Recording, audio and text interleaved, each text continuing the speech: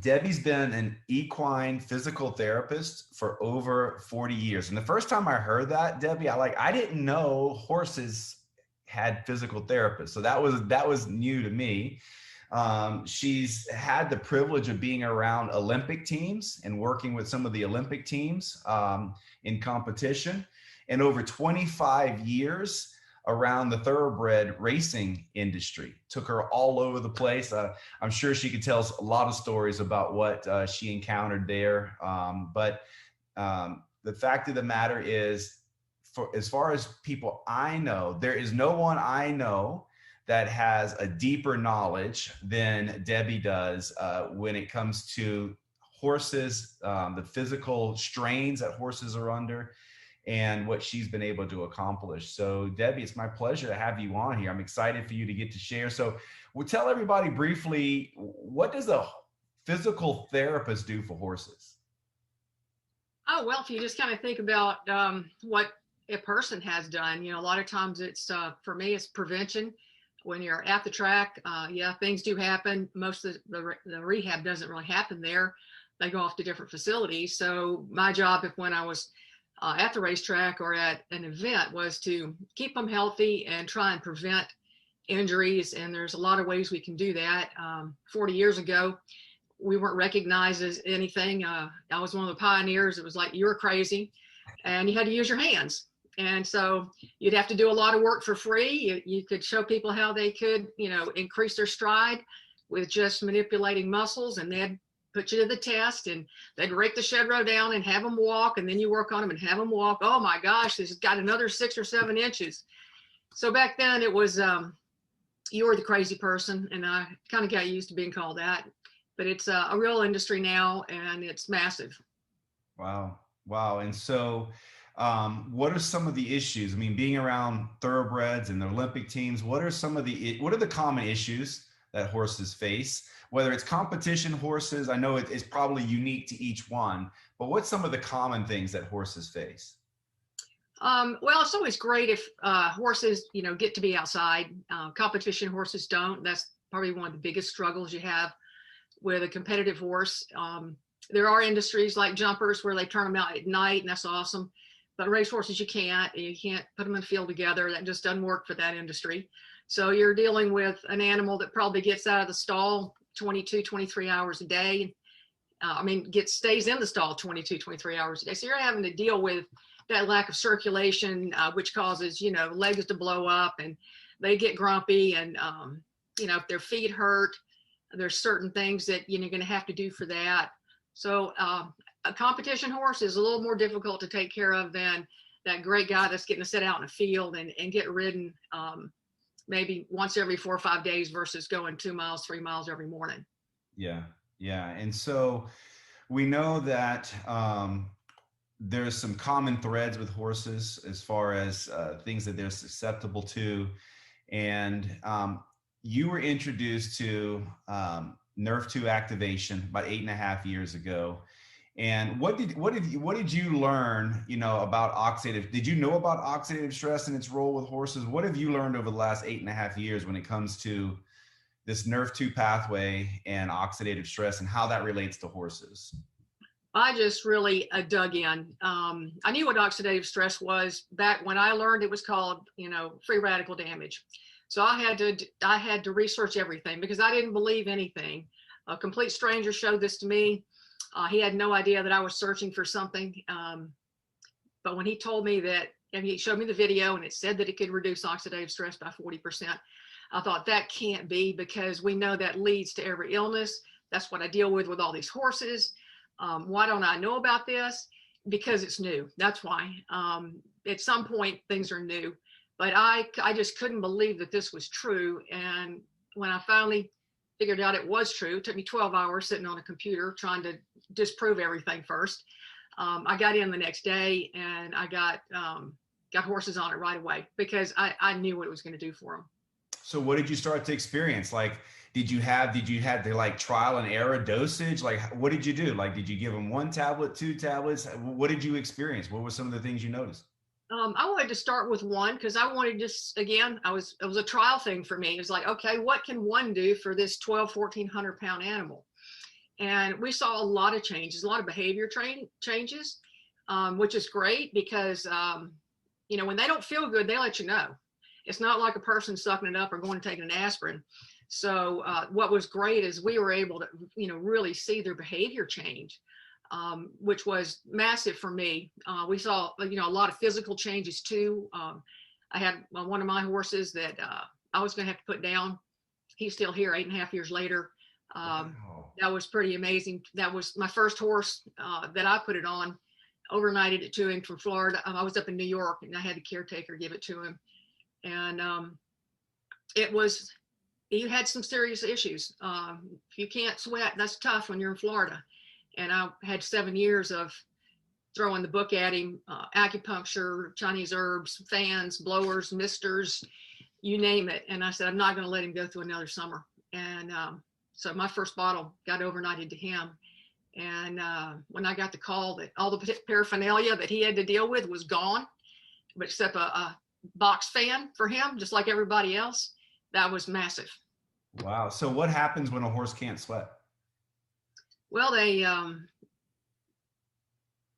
breathe through their nose, so they breathe hard and fast through their nostrils. Can't get enough oxygen. You're wear and tear on all of the body, all the lungs. They're deprived of oxygen. Does the heart rate go up?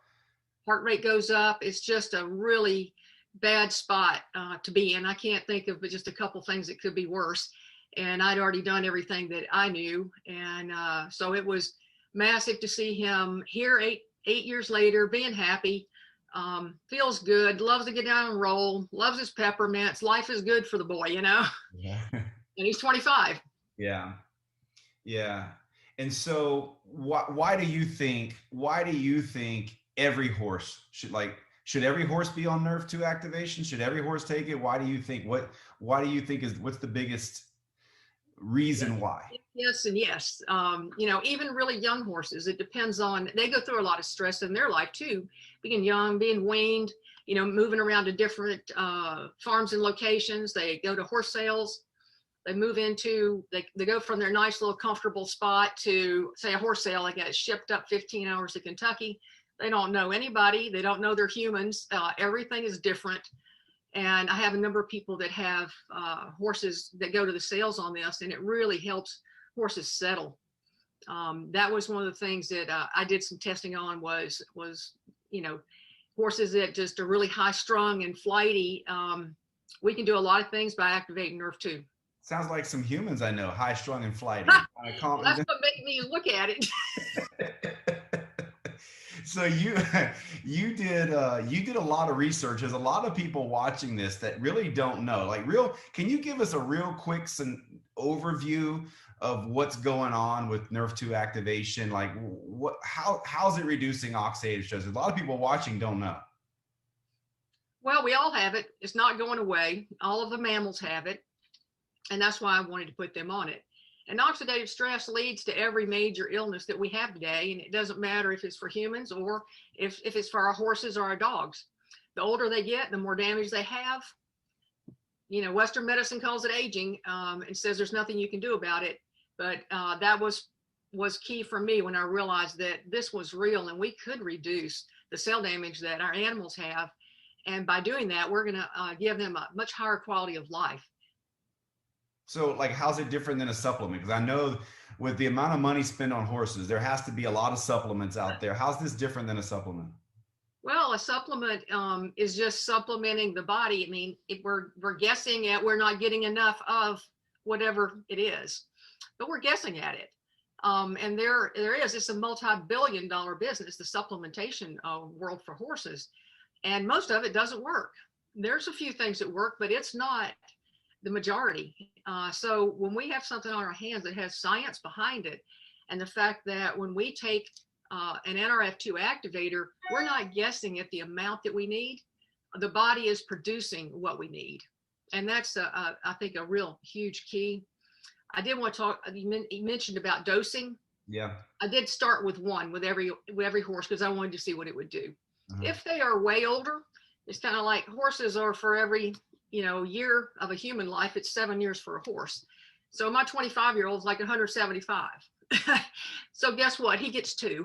Mhm. You know, so you just have to kind of gauge, you know, what's going on. How old are they really? Are they getting out and getting exercise? Are they doing a stressful job? And I as know as that, just, I don't want to interrupt you, but just as they age, doesn't the oxidative stress accumulate? It doesn't stay the same, right? As they age, it accumulates. right. And that's why we see so many times in people and horses, the older we get is when we get sicker. So if we can, you know, shorten that up and start reducing it by 40% in just 30 days, we can start getting a handling on it. Of course, the longer we take an activator, the more the percentage goes up is higher than 40%, 50%, 60%. So why wouldn't anyone want to take the cell damage out? Because when we do have an injury or we have a problem that comes up, if your body is as well as it can be, it's going to handle that injury, that insult, whatever it is, way better than if you've got an accumulation of damaged cells. Yeah. So the last question for you is: after 8.5 years, what still excites you? What still blows you away about what you've seen with this product in horses? Um, Everything. I mean, because it's their skin, it's their hair, it's their attitude, it's that people get to have their animals longer. Like I said, I've had this one 23 years. He's 25 years old, and this last 8 years was just been, you know, a blessing. The fact that we can have healthy animals, and I've had a number of other older animals too, dogs that were 20 and 21 that were activated, and they were fine. They ran everywhere they went, and I think that's what I love is quality of life for our animals. That's great. Well, thank you for being on here tonight. I really appreciate you taking the time to be here. And I know you love your horses, and she's got so much knowledge that she could share with you. And, we wish we could get on here and tell you what's really going on. We're very limited to what we can say at times for what's really going on. But thank you. Thank you for being on here, Debbie. Really appreciate it. Can I just add one thing where maybe people could go do their own research? Sure. I I'm a big fan of PubMed.gov and Scholar.google. And if a lot of people don't know this, but you can put in equine oxidative stress. I'm sure all of you have researched oxidative stress, but if you put in equine oxidative stress at PubMed, there's 450 studies. And if you go to Google, Scholar.google, there's 35,000 studies on horses and oxidative stress, and it is attached to everything, every kind of illness that the horses have, and you can get a wealth of information there. Awesome. Well, thank you for being on tonight. Well, thank you so much for inviting me. I really appreciate it. Yeah, I'll see you soon. So, Holly Tomit, if you'll, your camera's on. So let me give Holly a little introduction. As I said, I met Holly several years ago, and she has a nice big facility where they board and train horses. I think it's over 60 stalls, isn't it, Holly? Sure. Yeah, 63 stalls. Wow. So I know it's a passion for you. I know you love it. It's how long have you been riding? Since what age did you get on your first horse? I was riding before I was walking, so you'd have to ask my mom, but I was pretty darn young when I started riding. That's awesome. That's awesome. So you have a stall now, so you're caring for animals, or there's animals, plenty of animals there. You got your own. How many horses do you have now that you take care of? So we own 7 personally, but we have over 60 on the property. So we have clients' horses here. We have several trainers that work in our barn, everything from dressage to eventing, hunter jumpers, quarter horses, a little bit of everything here. So it's definitely, it keeps us busy. We have a full-time manager. Thank the Lord. She's amazing. So I don't have to do all of the work out there. We have an amazing staff. So thankful for that. So when you were introduced to, Nerf 2 activation and the products, how soon was it before you started, thinking maybe this should go in the horses? What was your process? Like, what research did you do? What questions did you ask before you put it in the horse's mouth? Yeah, so I was the diehard skeptic, right? So I tried it finally after about a year. I finally started taking the products myself, and I had such amazing results that I knew within the first month that I was going to have to get this into our horses, into our dog. I wanted them to feel like I was feeling. And, they're athletes. And so I love all that Debbie said. I can relate. We've got an older gelding. Reminds me of the guy she's talking about that she's had forever. And I just knew that what we expect of them from an athletic level and the performance we require, if it could help me feel the way I was feeling, I knew we needed to get it into them as well. So that's what got me thinking. And like Debbie said, there's so much research out there, so many studies. I listened to other vets talking about it, and it was a no-brainer. It was a no-brainer for me. So, tell us a little bit about what you've experienced. Like, what is someone, you and I talked before this, there's some common things that you've seen that horses deal with. And what are some of the things that before knowing this information kind of frustrated you? What were some of the issues that were there that you just really didn't have answers for? I wouldn't say there weren't answers. They were just answers that maybe I didn't like. I love to approach things from a more holistic point of view if I can. So every time we had a horse that had to rely on some kind of pharmaceutical, that was a loss for me. I was very frustrated by that. And so because in our family, we try to address things more natural, I was constantly trying to find natural remedies for our horses. We do have a holistic vet that lives near us. And so she was always very helpful. In fact, she's a distributor with the company actually, because her belief grew as soon as she saw the information, she was on board.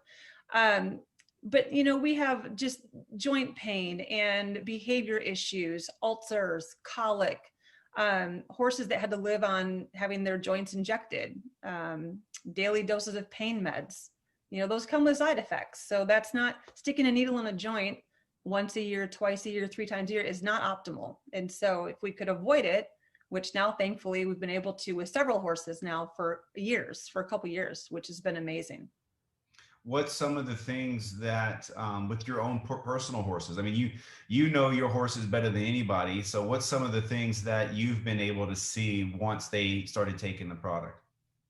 Yeah, it was funny because you said, hey, can you highlight a couple stories? And I was like, where do I start? Because not just my own horses, but, you know, clients' horses and friends' horses, people on my team who are equine professionals. And the stories are so many that I didn't know where to start. But personally, for me, my guinea pig was my older gelding, which is why I could relate to what Debbie was saying. He's almost 30 years old. He's a diehard show horse. Always loved his job, but he has the worst joints in his back legs. I've never seen x-rays as bad as this horse's x-rays are. And I've looked at a lot of x-rays. They're horrible. And he was very stoic. You know, he kept working and doing his job, but he finally did retire. And he was one of those living on daily pain medicine, and just to get around in a way that didn't break my heart to watch him in, you know, some stiffness and lameness and so on. So he was my first guy that I tried on it. And I did start with 2 a day because he is older. I had read up on it and I thought I'm just going to load him up. So he gets 1 or 2 in the morning and 1 at night. And I saw someone ask on here, not to sidetrack, but you know, how we dose it to them. I personally, I crush ours up for our horses because I'm not personally feeding them. We're not a 5-stall barn where we're out there, you know, personally feeding my horses. So because our staff is doing it, I want to make sure they're getting it in their grain. So we don't just drop it in the bucket or hand feed it. We actually crush it up. But I did start him on 2. And what I did before I started him on that though, is we did take him off all the pain meds he was on for about 2 weeks. I wanted to get a baseline for him and assess his activity and how he was doing.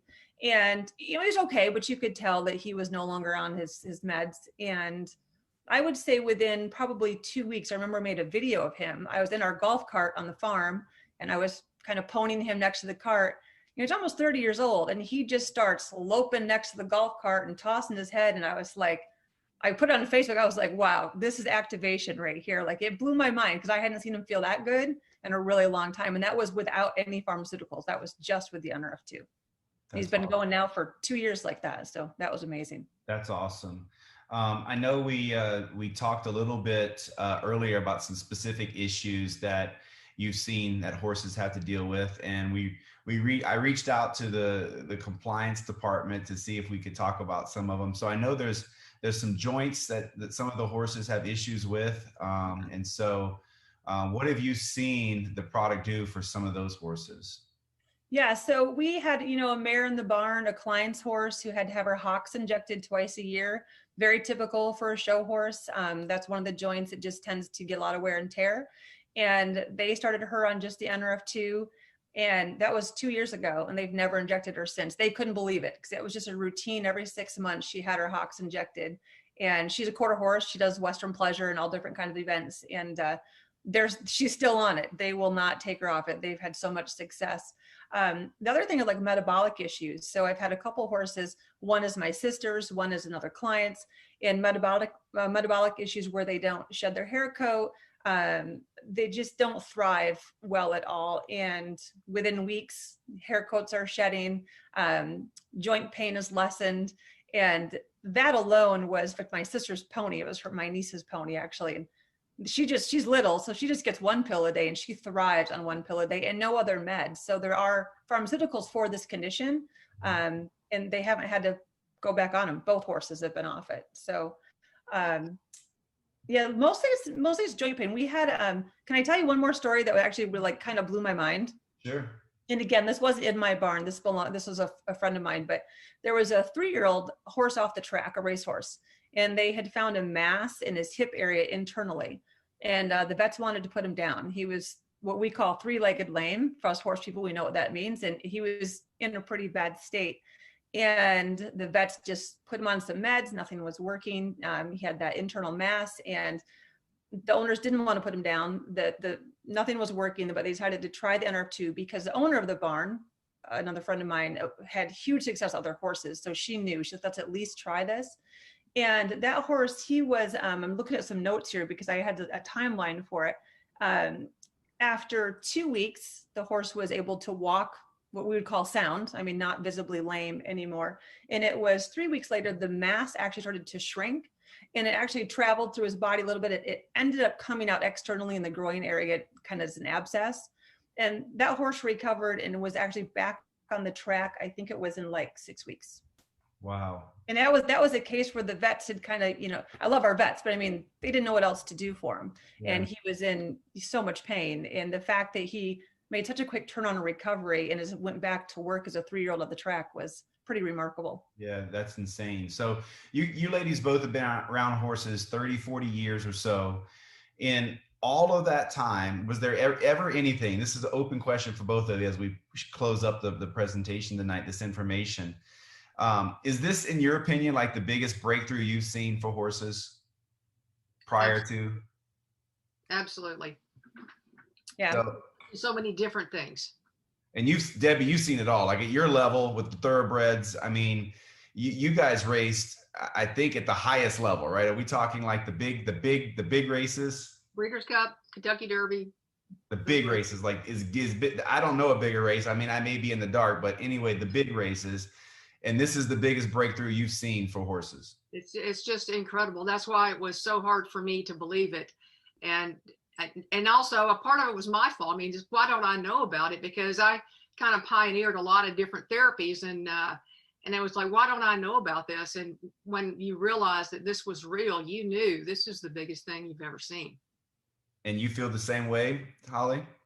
I do. And on top of just the fact that it can come from more of a holistic approach, which I love and prefer, the cost effectiveness. I just had a customer on the products herself, have great results, and had all her horses in her own barn and all of these supplements. And she said, for what I'm paying and hoping they're working, she said, it's a no-brainer for her too. And so she made the switch, and now all of her horses are just on the NRF2. She's pulled them up, everything else, and it's saving her money.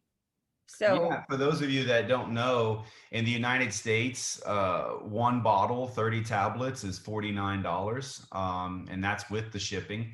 In some of the other folks that may watch this around the world in English speaking countries, there's a little bit of a conversion rate for the product, but I know when it comes to horses, that's cheap. Yeah, that's a deal. That's super cheap. Well, thank you ladies for being on here. I know both of you, before you go though, I know both of you saw this information and decided you wanted to share it. And there is an opportunity for every one of you guys watching this tonight to do the same thing, to share that. You're going to share this information. If you love your horses and you love animals, you're going to share this. And so why don't you both kind of comment a little bit about how you're sharing this and the enjoyment you're getting from sharing it. Holly, why don't you go first and we end with Debbie? Sure, absolutely. So yeah, I want to say that we've shared this information with so many equine professionals, including most of our vets in the area. And over the years, when they see the information, I'm a layperson. I'm not a trainer. I'm not a medical professional. So for me to be able to share this with a vet and have them go, oh my gosh, this is amazing. I've had one vet not actually just jump right on board. Every other medical professional that we've shared this with sees it for what it is, thankfully. And so now in our area here in Michigan, the word's getting out. And so sharing it, whether it's with clients, with medical professionals, not only is it a wonderful business and a great team to be part of, it's just you're changing not just people's lives, but now we see horses' lives, my dog, other people's dogs. So it's amazing. I'm blessed to be part of it. That's awesome. What about you, Debbie? How are you sharing it? What have you seen? I really stick with the science because I understand that a lot of the medical professionals I was around, there's all kinds of tales that go out about, different products in the horse world, and most of them don't work. And it got, I think, a lot easier when about 5 to 6 years ago, there were so many different studies coming out and they had started to hear about NRF2 a little bit. And so I stick with the science and being able to take people to where they can see what the study was, who the university was, what who the doctor was that did the study. That was just more believable for me. And I try and keep it compliant, and man, it's really hard to do sometimes. So I try and use the science the most that I can. Yeah, I know. Even with our own animals, we had a black lab that just had tremendous results. And, I just tell people, just come over and take a look. Just come take a look and tell me if he looks like he's this age. That's all you need to know, right? And so thank you guys for being on here tonight. For all of you guests that were here, I know you love horses. Get your horses on this. And if you love horses, I think once you see what happens for your horses, you're going to start sharing it. So get back with the person that put you on here, because there is a program that easily allows you to share this information so that you can help a lot of other people with their horses. It's an expensive thing to have horses, and so offsetting that expense is always a good thing, and we think we can do that. These two ladies have definitely done that. And I love that they've been able to do that, doing something they love. So thank you guys for being on here. If you have more questions for the guests that were on, just get with the person that put you on here. They can share some more stories. They can share some more details, some more science. We wanted to keep it brief tonight, but we wanted to give you some real experts to hear from that have helped a lot of horses. So thank you guys. You guys have a great night, and let's go help some horses. Thank you so much, Brandon. Bye-bye.